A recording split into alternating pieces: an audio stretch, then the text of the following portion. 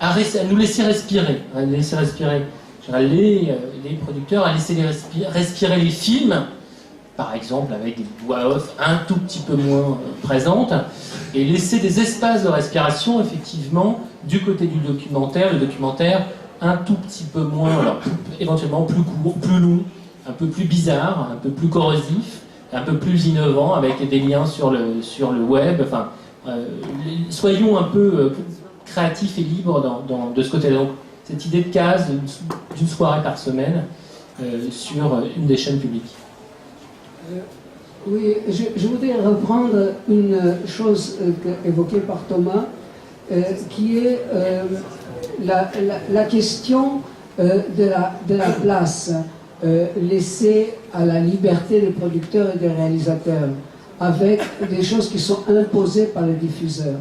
Nous, dans nos conclusions, nous disons qu'il vaudrait mieux, au lieu de cette relation pyramidale de pouvoir, où le pouvoir s'exerce d'en haut, du diffuseur sur le producteur et du producteur sur le réalisateur, nous souhaitons, pour le bien de tous et des spectateurs, une relation triangulaire. Une relation triangulaire où diffuseurs, producteurs et auteurs-réalisateurs pourraient apporter chacun ce qu'il connaît le mieux et dialoguer sans pour autant empiéter sur le pouvoir de décision du diffuseur ni sur le pouvoir de création du réalisateur et le discernement et la capacité du producteur de mener un projet à bien.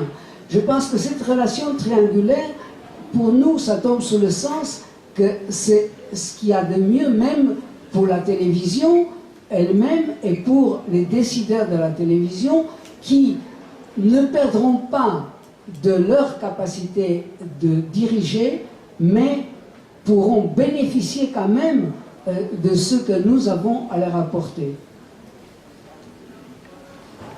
Oui, alors moi je vais intervenir aussi sur un point de cette conclusion qui est celui du rôle de régulation, du rôle d'incitation de l'État. Vous avez compris qu'on n'était pas forcément des fanatiques du marché, ou plus exactement que nous ne pensions pas que le marché pouvait à lui seul résoudre tous nos problèmes. C'est vrai qu'on a la chance d'avoir un modèle français qui a fonctionné pour le cinéma, qui a fonctionné d'une certaine manière pour la création à la télévision, que dans ce contexte-là, dans cette histoire-là, le CNC est une chance.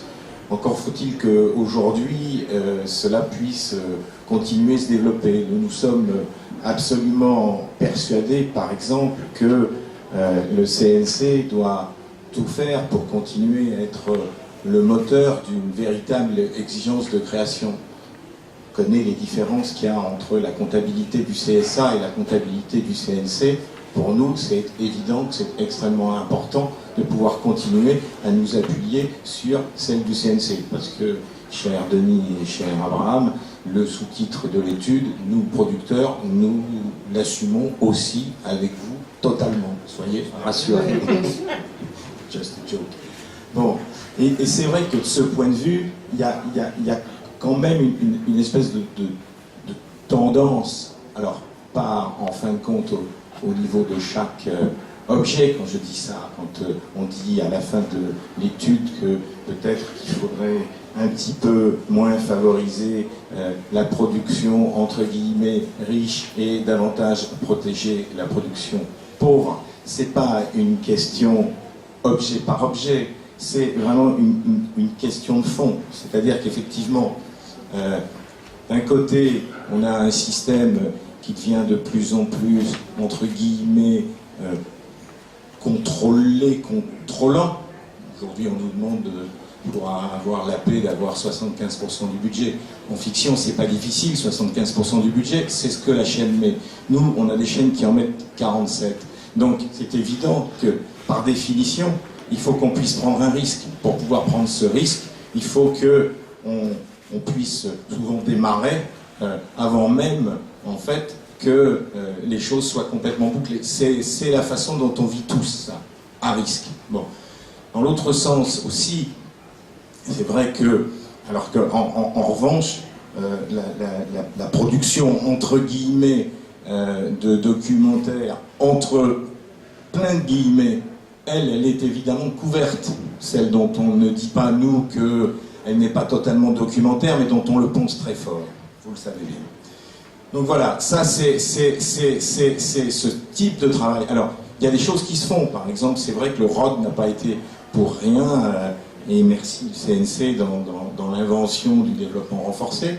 Bon, il y a comme ça toute une série de mécanismes qu'on veut voir accentués, encore une fois, en relation avec l'évolution des lignes d'échelle. Dis un mot du développement renforcé. Non, ça serait bien qu'on donne la place à la salle. Oui, on conclut pour vous laisser poser des questions, parce qu'effectivement, on a été peut-être un tout petit peu long, mais voilà. Juste pour un tout petit peu long, on est toujours trop long, hein, c'est clair, c'est ce qu'on nous dit tout le temps. Non, je voudrais juste dire, c'est qu'en fait, on n'est pas des pauvres qui demandons de l'argent. Absolument. Il faudrait quand même inverser un peu la perspective. La télévision publique, c'est quoi? C'est pas un actionnaire public, c'est une télévision d'un pays. Et une télévision d'un pays qui court après les mêmes recettes que la télévision privée, une télévision publique qui en arrive à segmenter la société comme en spectateur de ceci, spectateur de cela, comme la télévision privée, qui en arrive à faire du documentaire spectacle. On a vu ce que produit un bel exemple avec La Cité du Mal quand même. À ce moment-là, perd son rôle, perd son identité. Est-ce que une des missions d'une télévision publique n'est pas justement de contribuer à l'épanouissement de la création d'un pays? On serait des pauvres, il n'y aurait pas de création, mais une création très très riche en France documentaire, qui vient de loin, qui est reconnue. Pourquoi est-ce que la télévision s'en prive-t-elle? Pourquoi est-ce qu'il n'y a pas un seul diffuseur de télévision dans les festivals? Vous en avez vu un, vous, ici? Si, il y en a. Il y en a? Oh, il doit se cacher, alors. Il a peur qu'on lui tourne dessus. On vous laisse la parole. Allez, passons la parole. Si vous avez des questions, on sera avec... Essayez de vous présenter.